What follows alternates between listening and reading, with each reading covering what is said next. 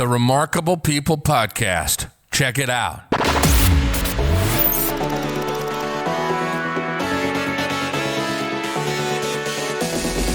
The Remarkable People Podcast. Listen, do, repeat. For life.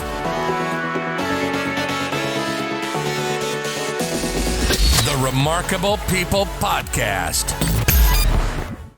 Hello, my friend. Welcome to this week's episode of the Remarkable People Podcast, the Albino Sanchez story. Before we get started, I just wanted to thank God and our sponsors. Today, this episode is always because of God's grace that I can be alive and you can be alive and we can be here together. That's the honest truth. And then for our sponsor, My Pillow. They not only support our show so we can continue to bring you great content, but they give you promo code REMARKABLE where you can get up to 80% off everything you order. And at this time, free shipping on the entire order.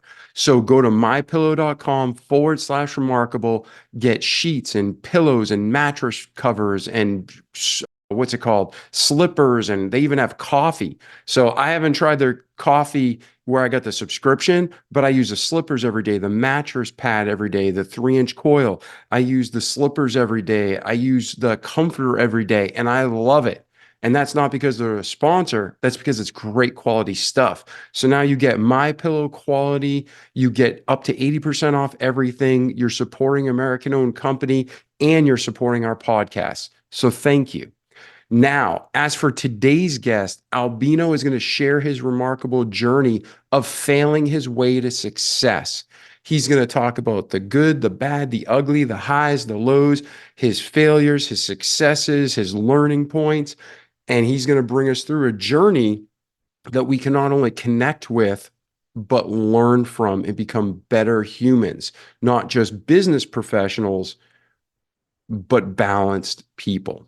So at this time, get out your pens and paper. You're going to hear from our friend Albino, who is an entrepreneur, a business consultant. He's an author, and he's got a lot going on in his life, and he's got a lot to share. So listen to the entire episode, share it with your family and friends, and most importantly, don't forget to apply what you learn so we can see you at the top.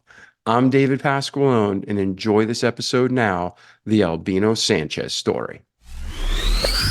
Hey, Albino, how are you today, brother? I'm doing great, David. Thank you for having me. Oh, it's an honor. It's an honor. For our guests, whether they're here for the first episode or they've been with us all 4 years and they're loyal community members, what we're going to do today is go through Albino's life journey, and we're going to talk about his highs, his lows, his in-betweens, and we're not going to just talk about what he was able to achieve or overcome in life, but we're going to stop along the way, reverse engineer how he did it so you and I can too. So Albino, at this time, brother, let's start off in your story. Where were you born? What was your upbringing life? Tell us what started the path for you to make you the man you are today. Sure. Well, I was born in Mexico City, and I'm the oldest of 3 boys. And well, I had a nice childhood. We were okay financially, and well, but the downside was that my father and my mother were so busy, they were so into their lives that we weren't so close, no? And that affected me in my childhood, emotionally, and that's something I've been, carrying throughout my life. And I've learned through life and through therapy that those early years are so important in a child's life. And it seemed like everything was great, but a kid needs more communication, more love, more interaction with their parents, etc. And well, I was a pretty much lonely kid, and well, that was my beginning. And so I started growing, and went through a very good school, and I I achieved, the challenge of finishing in that school. My brothers were not able to finish there. They changed a lot of schools. And then at an early age, I started, after in high school, I started working for my dad. And that's where I started, my journey. Actually, the first semester of college, I started working, and this was in a convenience store my father owned. This convenience store is something similar to a 7-Eleven, and that was my first working experience. And well, the store was, it was profitable at the time, but I sensed that, many things could be done to improve, the image, the way they manage the store, etc. I started business administration and finance at school. I I loved learning. I read a lot, and I started doing some benchmarking. In I watched what other convenience stores were doing, like, for example, 7-Eleven, and in Mexico there's a big chain called Oxxo, and I realized that they have very good controls and a good image and a brand, and so I started, implementing all those practices, and I realized that the current manager was not really cooperating. He wasn't. He didn't agree with all these changes, and he was not really the person I would that would help me to do it. So I had to make some tough decisions, and I had to let him go. And imagine at that young age, doing those kind of things, and you are always, doubting yourself. That's what happened to me at the time. Should I do this? And that manager was, treating me as if I was a spoiled child. No, that his dad gave him this responsibility at such a young age. And I had to overcome that self-doubt, right? And I had to follow my instincts and trust myself. So I did that, and I brought in a new manager, and I changed the inventory system, etc. So I sourced the goods from a warehouse that I drove my car, and I stopped my trunk with goods. So it was fun. It was a lot of work, but I had this passion of, transforming this small organization into a best practice, right? That you could see it, and you could get confused maybe if this part of that other chain, this looks really professional. So that was my inspiration, right? To really professionalize this business. I even invited my wife to help me, and we branded and the business. We created a logo, a name. We painted everything. So it was a great experience. It was like my first experience, especially managing people. I think that was the most difficult part. And well, And let me ask you a question. When yeah. this is going on, a lot of times a father gives his business to his children, allows them to manage it, and they Mhm. stay hands-on, or they're almost working against you. Sometimes they're hands-off and they let you make mistakes. What was your father's approach to allowing you to manage his business? He was totally hands off. He he gave me total freedom, and I felt that was a great responsibility, right? He was not really guiding me. He was not really supervising me. So that was huge for me, and I felt hugely responsible. And so I was really, really, you know, being very, very attentive to everything, and it was there as much as I could, juggling school and the business. And I also got some advice from other people. For example, in finance, I reached out to my father-in-law, and he gave me some advice on finance. And then I usually, as I told you before, I benchmarked, and I like to read a lot. So I try to, develop myself and as quickly as possible by reaching out to many sources. and that's the way I started, making changes and improvements to the business. And I presented to him once a month, to my dad, the results of the business. And that's something he was not used to. I wanted to be very professional, and so we went to a hotel and we rented a room, and I presented to him. So I tried to be very, very professional, and it was great. And but at some point the numbers started to look bad, and the reason was that the goods on the shelves started to disappear, and the inventory system was not working correctly, and the provider was not fixing the system. Something weird was happening there.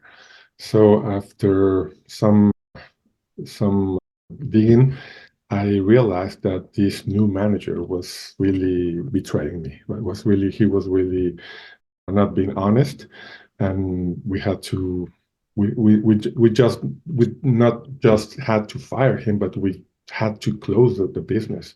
So we closed the store. No? So that was my first big experience in business, which was huge for me at the moment. Imagine taking to bankruptcy the dad's business, and fortunately, he had other businesses and he was not depending on this one, but it was big for me. It was a big failure at the moment, but also this gave me a lot of lessons, a lot of learnings, and the biggest lesson was that okay, it's okay to trust people, but you need to supervise. You need to have controls. You need to not just blindfolded trust people. So that was one of my biggest lessons learned.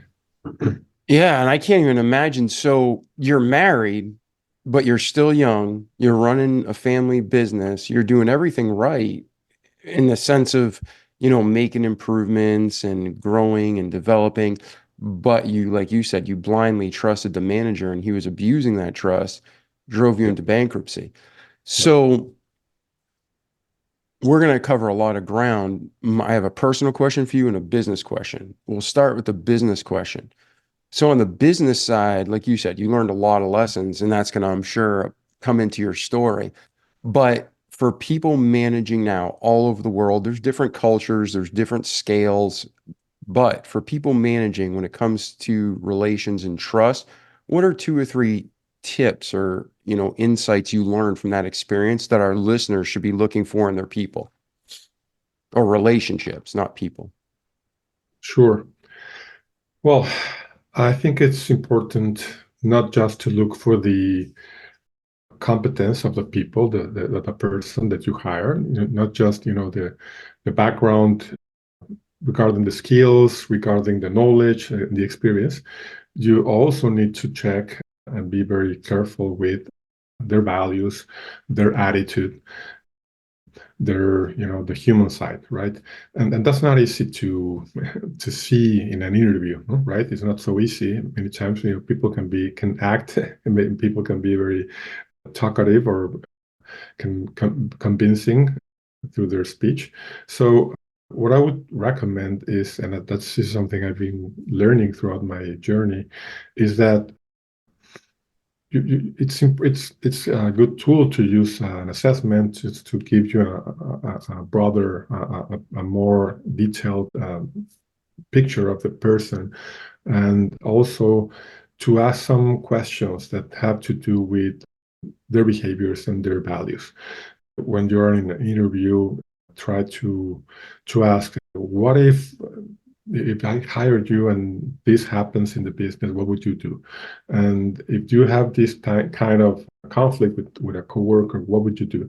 And so those kind of questions are useful, but still they can, people can also give you the best answer they think you want to hear, right?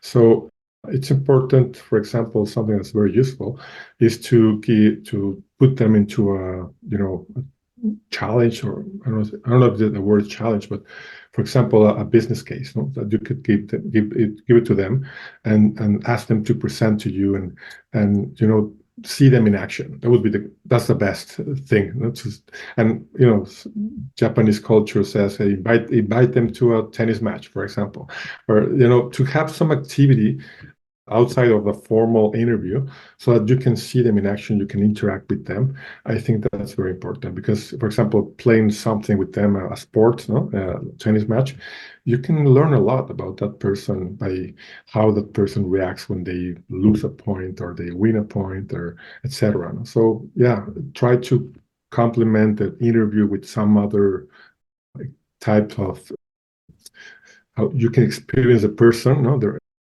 real attitude, their real personality in other scenarios. Yeah, I couldn't agree more. And for anybody listening to Albino, that is great advice. If you're interviewing people, I remember organizations I worked with, people I hired, tell them they're going to go to lunch and take a car ride, have them drive. Yeah, You get yeah. to see their car. Do they keep it clean or is it a toilet? When they drive, do they get road rage? When you get to the restaurant, Mhm. someone, if it gets serious, especially for executive positions, invite their spouse. Because Yeah. if their home life's terrible, your performance at work's probably going to be terrible. So, Albino, I think you're spot on, man. That's great wisdom. And for our listeners, hopefully you can apply that to your life. So now you're married, Mhm. your business goes bankrupt, and you learned a hard lesson. Didn't even really do it. It wasn't like bad management of the business, it was employee related relations. Where do you go from there in your career and your life journey, Albino? Well, actually, after that, I got married afterwards, and we Oh, I'm sorry. I thought you said you were married during uh, it. I no, apologize. no, after that, sorry, I mentioned my wife, but she was my girlfriend at the time, but she Oh, okay, helped. okay. Got you. And after that, I got married, and we lived for a year in Madrid, where I was studying my master's degree. And when I came back, I worked for a consulting firm, and this was an amazing experience because I had the opportunity to work with management teams of large organizations, with CEOs and managers. And so this consulting firm, we were focused on strategy execution. And the framework that we used was balanced scorecard. We were representing Dr. David Norton and Robert Kaplan, who were the authors of this framework. And this framework was really, it was like the trend at the time. Everyone wanted to experience the balanced scorecard, and so I wasn't at the right time, the right moment, where we were expanding. It was an amazing experience. I was learning a lot. We had different projects with different companies, like, for example, the Oil and Gas National Company in Mexico, which is Pemex. It's a huge company. That's the second largest company in Latin America. So I was uh, working with them, and Grupo Modelo, which is the largest brewing company in Mexico. And so imagine the experience. And I also learned how to be a trainer.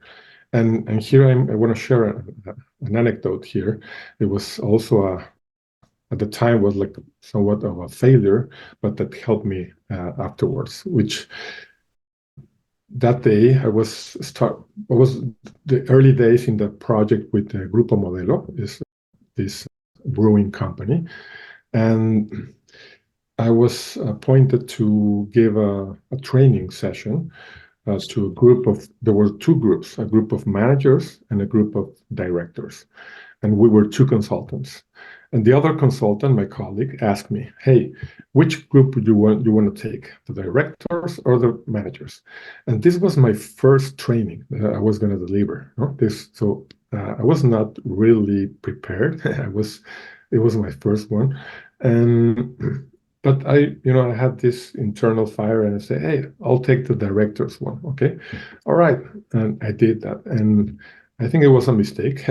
I got really nervous throughout the training in the morning, and it was uncomfortable. Yeah, it was very noticeable.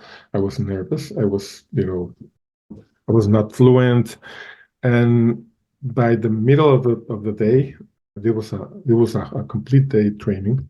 At the middle of the day, in the break, the the organizer talked to my boss, and she said, "Hey, we're going to switch the groups. We're going to put Albino in the manager's group because he's not doing a great job here." So we did that, and I did a better job there. But that day was a disaster. Actually, the organizer told the client told my boss, "I don't want Albino in the project anymore." And you know what happened? My boss said, "No, I'm not gonna let that happen. Albino's gonna stay, and he's gonna train more groups, and you're gonna see that he's really great." So that was amazing, and the client said, "Okay, let's see." And I continued the training and a lot of groups, and we were like 6 trainers, and we had these evaluations from our attendees, and I was the highest evaluated. No, I was the best trainer and in the project. So that was a great experience.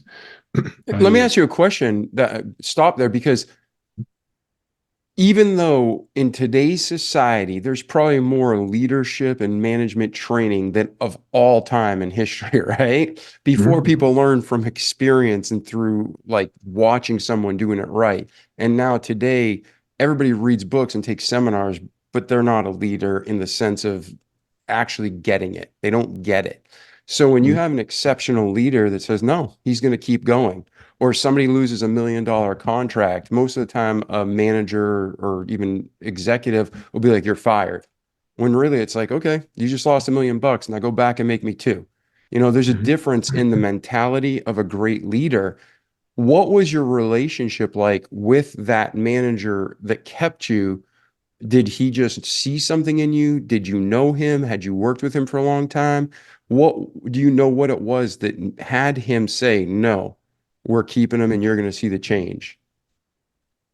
Well, I had been working with him for like 6 months, and we knew each other pretty well. We had this connection. He really knew me at a personal level because he's we're a similar type of personality, and I think we understood each other very very well. That helped, and he believed in me. He believed in my potential. He saw that what I've been doing in those 6 months, and he knew that I was in a work in progress regarding training, and I was I was I was gonna overcome that situation. I was gonna be really good. He knew it. So that was key for me, that I had his support and that he really believed in me.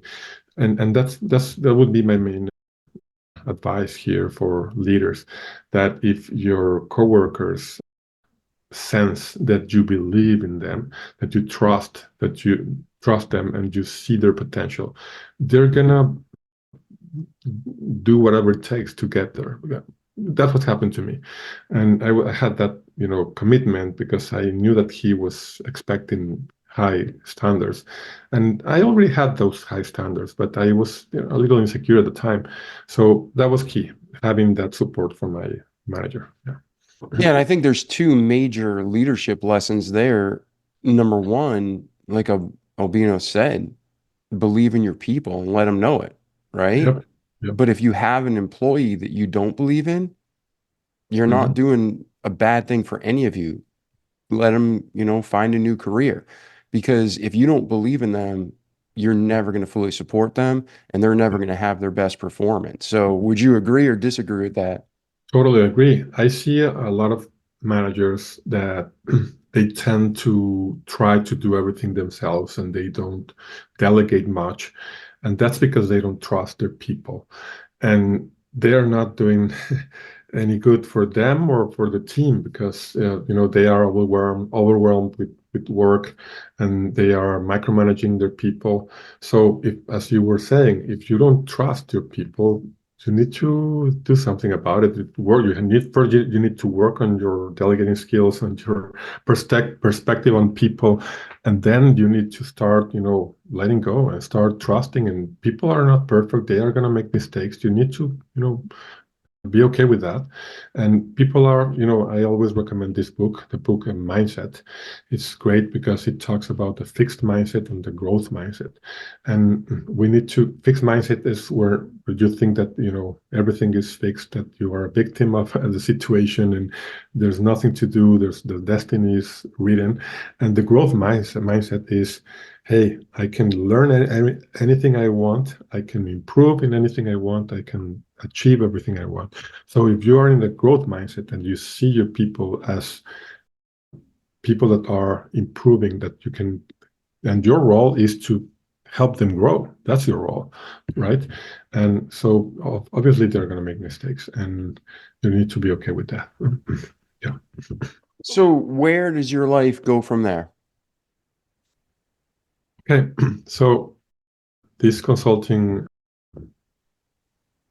job was really a great experience. And so I worked for many, many clients. And after that, I worked for a while with my dad again in another business, in a factory, a bread factory. They were this bread, like, this bread for sandwiches and hamburgers and all kind of packaged bread that you sell at supermarkets. And what was his attitude towards you? Did he understand that my son did a great job and this guy took advantage of him in his, youthful naivety? Or was he like, I got to keep an eye on you? What was his relationship with you at that point?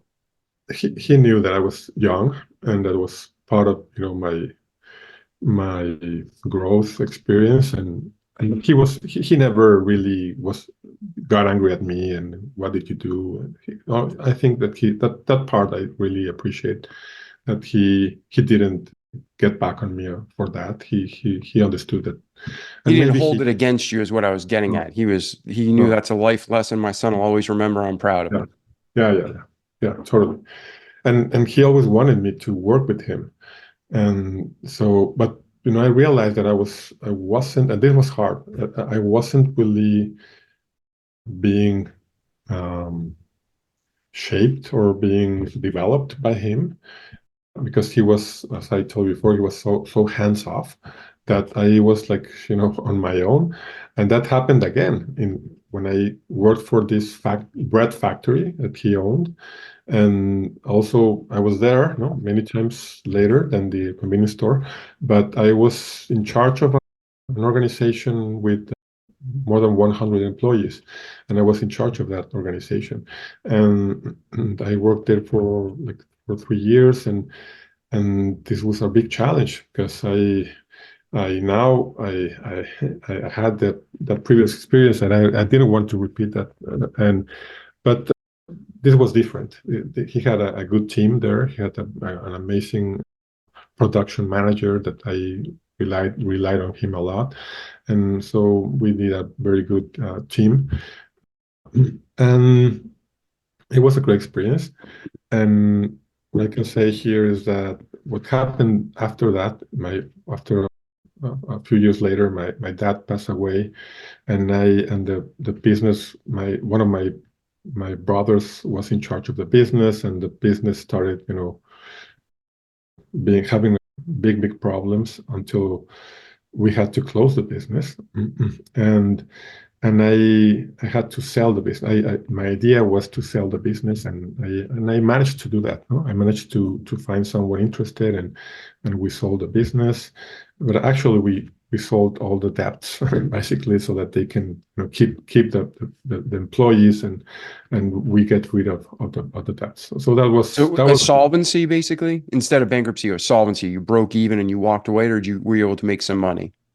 No. We broke even and we walked away. Yeah, Okay. I didn't want my mom to to have that heritage of a business in bankruptcy and having to pay employees, etc. No, so what I managed to do is to sell the business, but basically, deliver the business to someone that could manage the business and take all the debts with it. And so that's it. So there's a story with that company, and so that by doing that, I protected my mother, right, so that she didn't have to deal with all those debts. Okay, and actually, I have another question about that. You said you have two younger brothers? Yes. No sisters, just two younger brothers. Yes. Did they work for the same organization, or did they go off and do their own thing? They worked for my dad, always, but I think that the main problem was that since my dad was not a leader that developed his people, they didn't grow much at those companies. They stayed like stable at what they were. And so I decided to leave my dad before he passed away. I talked to him, like, hey, I need to work for someone else. And so I worked, and that was a tough conversation with him. I invited him for a coffee, and hey, I'm sorry I need to leave. I know you want me to work with you, but I need to grow. I need to experience other things. I need to not be the son of the owner of the company, right? And he accepted that, and it was tough for him. He wanted me to stay, and so that was it. And I was brave enough to tell him that. And my brothers, I think they weren't brave enough, or maybe they were a little more comfortable there. And so I decided to go and look for a job. And then a headhunter contacted me, and I got a really great job at a large bus transportation company. And that was an amazing experience there. I got to create the strategic planning department for them, which it didn't exist at the moment. I was hired by the CEO. Actually, it was almost like 5 months assessment, all the interviews, and it was pretty tough hiring process. And I got in, and I was really proud of that. And I was going to report to the CEO of the group. This is a company with more than 20,000 employees. And I was reporting to the CEO of the company. So it was an amazing achievement for me. And I was there. I was hired to manage strategic projects for the CEO. But when I shared with him what I did in the consultancy for other large organizations, where I helped them to define their objectives, their KPIs, their projects, etc., so that they could execute the strategy, he really liked that, and he said, "Hey, okay, why don't you do that here?" And they gave me the opportunity to create the strategy planning department. So that was a great experience, and I had another anecdote there, where I was there for 4 years, and I had to organize the annual strategic planning retreat, right? This offsite with all the directors, and there were 40 directors in a big room, and I was moderating the meeting. We're talking about the strategy, and this was a two-day event. And by the end of the first day, I started getting a panic attack. Because the previous 2 weeks, I skipped a lot of meals. I didn't have much sleep. I was really on a burnout, right? And I was feeling really bad at night. And someone took me to a hospital, and I was not able to be there by the second day. So I asked someone from my team to take over, and well, that was huge at the moment for me, because you know, being in the hospital, and the doctor said your heart was preparing for a heart attack. We can see the cardiac enzymes in your blood. So that was a big call for me, and I realized that it wasn't worth it, right? To take it to the extreme that you risk your life, right, for a job, for your business, and that was so big lesson for me that from that moment I've been balancing my life, because I learned that you need to have priorities, and your priority should be yourself. You need to take care of yourself, take care of your family, and then take care of your business. And I have that all the other. At the moment, I was everything was about the business, and I didn't have time for myself, or for my family. So yeah, that was a big experience, and a learning experience. And to get balance in life is, the biblical model, like Old Testament, New Testament. God's always talking about balance. A just weight is good, a false balance is bad. For people out there, whether it's their personal life or their business, and most of them always intermesh together, what are some of the things you've learned? Like, everybody's different, but what are some of the foundational things you've learned to balance your life, Albino? Well, I learned that there's no such thing as I don't have time for that. We usually say that a lot, right? I don't have time for that. I don't have, and we usually don't have time for a hobby, or for something we enjoy doing, right? Or for pursuing a dream, maybe, because we're so busy with our short-term goals, and you know surviving, many times, right? And that we, leave aside, our dreams, right?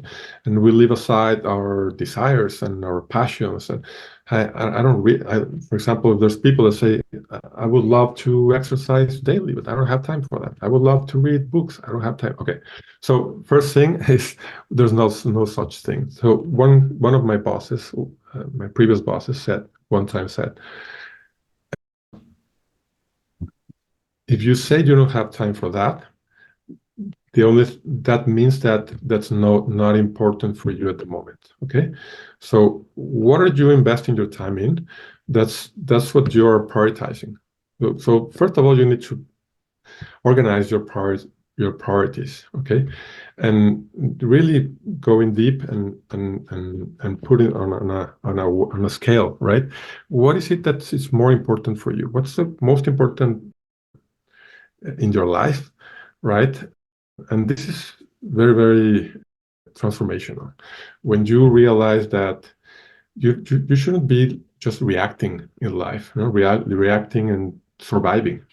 You should be on top of things and planning for the future, and aiming for a bigger life, for a life where you are really satisfied, where you are really excited about what you're doing, and who you are.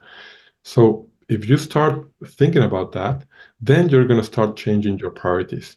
You're going to start seeing that, hey, if I don't really enjoy the moment with my family now, that my kids are at home, when they leave for college, when I don't see them, I'll see them just in Thanksgiving, I'm going to regret that, right? So I better enjoy them now, right? That's just one example. So what is it that you love most? And love them now, no? And spend time with them, and do your hobbies, and take care of yourself, right? And that's something I would recommend, to really make an exercise of introspection, and ask yourself, what are my priorities? What do I want to achieve in life? What is most important for me in life? Now, be coherent with that, be congruent, and invest your time according to those priorities. And your life is going to be much more enjoyable. I agree completely. And, you have God and yourself and your family and your friends, and everything else is just icing on the cake. So I think that's spot on advice. Thank you, Albino. You're welcome. And there's always time for everything, right? I learned that as well. You need to be efficient and focused when you are on one thing, okay? And try to leverage your time. Try to get some advice from experts. Try to get some help from maybe a virtual assistant. Figure the way to be more efficient with your time, but to fill your life with much more things that you really love and you're passionate about. Don't don't cancel because thinking that you don't have time for that. Don't cancel those things. Bring them into your life and figure out you're going to do a lot of things. You're going to be much more happy. Yeah, we were just talking about that. A friend of mine and their son, we were walking into a grocery store, and somehow we just got on the topic of, would you rather have $100 or an hour? What's more important? And they're like, $100. I'm like, okay. I said, can you make another $100? They're like, yeah. I'm like, can you buy stuff that's worth $100 an hour later? They're like, yeah. I'm like, can you get that hour back? And they're like, no. I'm like, so what's more important? And they're like, oh, because we can make more money, we can even make more friends, but we can't make more time. So I think that's a huge lesson for me, for you, for all of our listeners out there.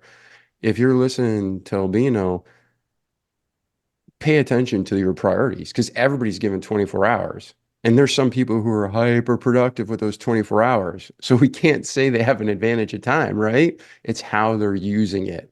So are there any things you learned, Albino, that help you use time more wisely? Yes. I realized that whenever I'm connected to my priorities, to my purpose, to you know, my calling, which I've done a lot of work on that. And so that's how I started making some shifts in my career when I started asking myself these questions. Hey, how can I, be connected to my purpose and be more passionate about what I'm doing? So let me just share how I got into this. And, after the years, after this work experience, this burnout experience, I I worked for another company, and well, I talked to some of my previous clients in the consulting firm, the ones that I served like 5 years before, and and I asked them, hey, how are you doing with the project that I implemented with you, and how are things going with the strategy and the execution? And they told me, oh, that's something of the past. We're not using that anymore. And I was shocked, right?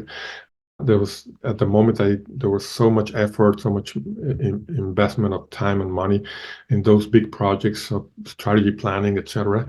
And many times, when the consultants leave, the project starts like dying, or and that happens. And I realized that happens in some other companies that didn't happen.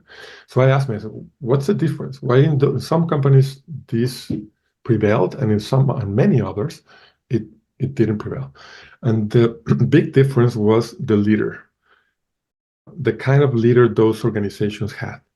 So the organizations that really embraced this framework and really, for example, this transportation company, when I was with them, I asked the CEO, hey, we need to set a goal that's a long-term goal that's going to drive the company to a big growth.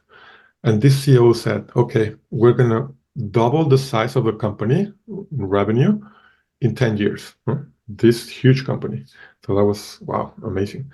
Yeah, and And if anybody's listening and they haven't worked to that scale, Mhm. doubling the size of any company in 10 years, unless it's a new startup, that's very impressive. But Yeah, yeah. take a large company and to exponentially grow revenue, that's Mhm. aggressive growth.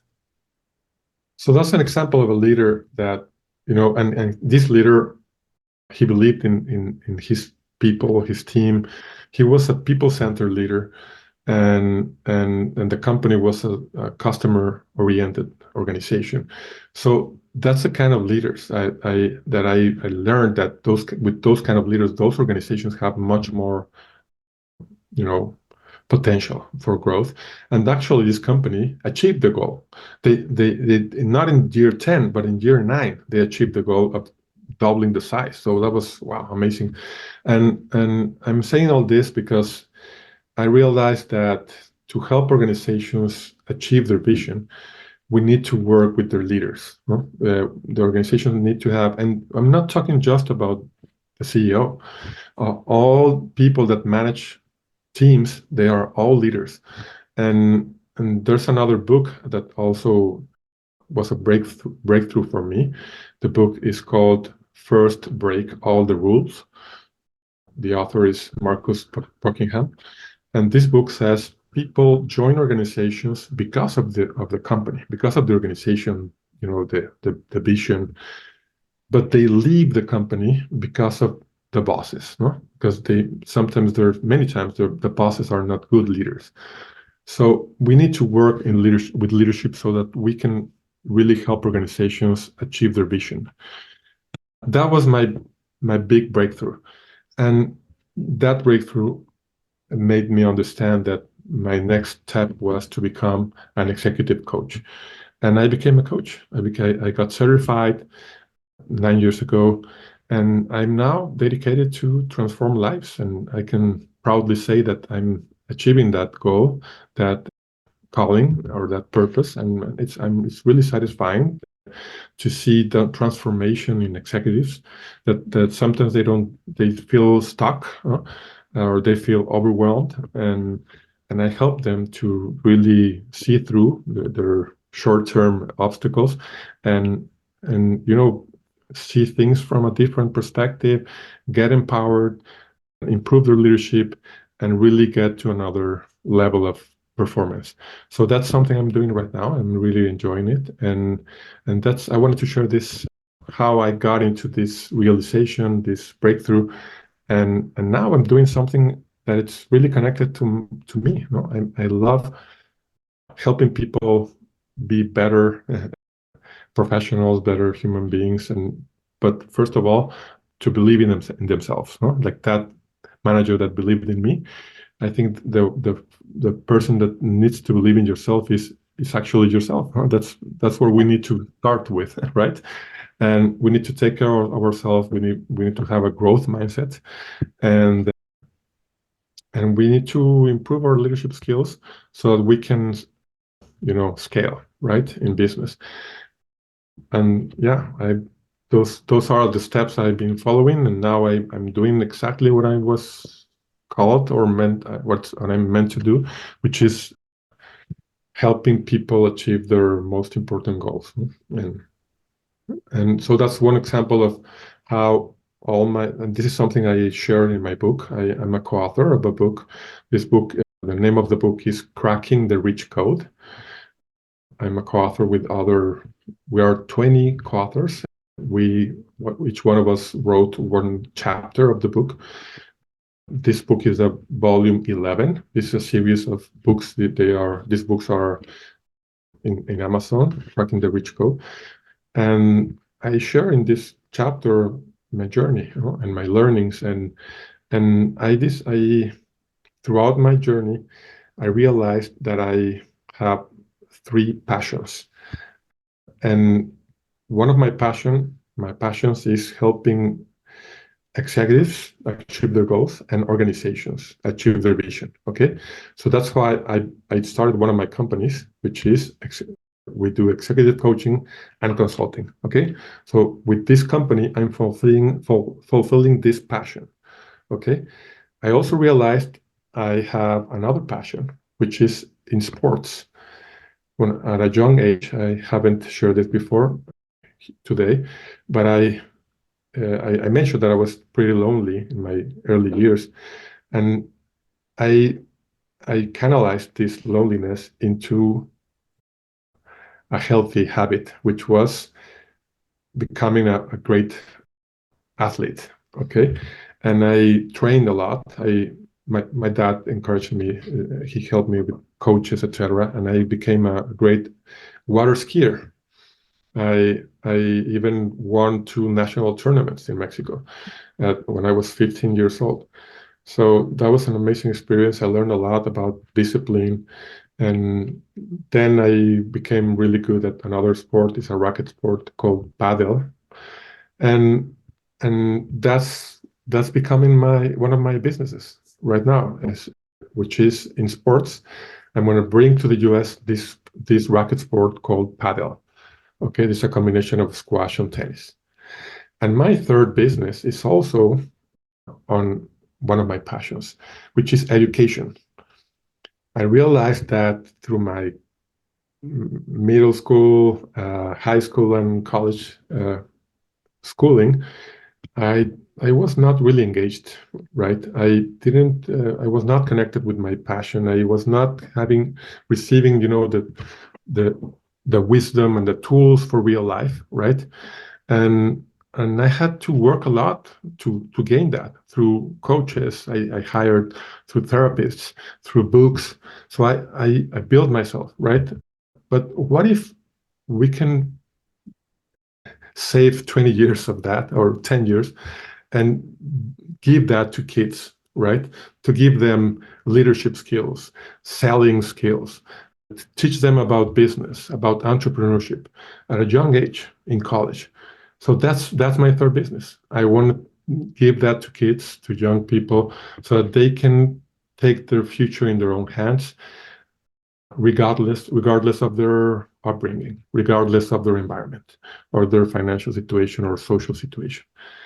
So those are the three businesses I'm starting from a year and a half ago, and I'm thrilled because I'm doing exactly what I'm passionate about, and I don't tell myself I don't have time for so many things. I have a family. I can't do three business. I tell myself, hey, I'm doing what I'm called to be, whom I'm called to be, what I'm called to do, and I've been partnered with experts on each field, and I'm leveraging resources, and I'm up to now. I feel really satisfied with what I'm doing. That's awesome. So if Mm. someone wants to get a hold of you, Albino, whether, they're in Mexico, the United States, Australia, if they're in Egypt, what's the best way for people to reach you and continue the conversation? Sure. The best way is through LinkedIn. My LinkedIn profile is linkedin.com/IN/Albino Sanchez. Albino is ALBINO Sanchez. And we'll put a link to that in the show notes. So if you want to get a hold of Albino, continue the conversation, see more about what he's doing, check out that LinkedIn, check out his website. What's your website, Albino? Is AHA Impact, AHA Impact.com. Very nice. Very nice. So thank you for your time today and for helping us just walk through not just your life, but the aspects that apply to us and how we can be better humans and leaders and have a more fulfilled life. Before we go, are there any other thoughts or anything we missed that you want to cover before we end this episode? Well, just to say that I encourage your listeners to listen to their calling, to their heart, to try to get in deep and write down what are my priorities, what is it that I want for my life, why I'm here, right? Because it's a miracle that we exist, that we live, right? There's a reason, right? Try to find that reason and try to connect yourself with that purpose, with that vision of your life, and try to make each day count and live in the present moment. Enjoy everything that you love and connect yourself with your passions and your purpose. That would be my advice. That's great advice. So, ladies and gentlemen, thank you for being here today. Oh, Bino, thank you for being here today, my friend. Thank you for inviting me. It was a pleasure. Oh, anytime. And like our slogan says, ladies and gentlemen, don't just listen to great content. Do it. Repeat what you need to each day. Stay consistent. so you can have a great life in this world, but more importantly, in eternity to come. So take what Albino taught you, continue the conversation, share it with your friends and family, and let us know how we can help, and let us know about your successes, right? We want to hear about you thrive. It encourages us. So I'm David Pasqualone. This was our remarkable friend, Albino Sanchez. Have a great day, and we'll see you in the next episode. Ciao. The Remarkable People Podcast. Check it out.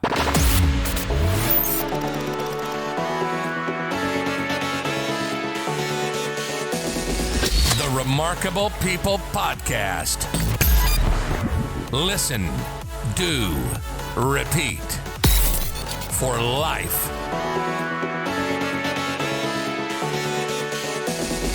The Remarkable People Podcast.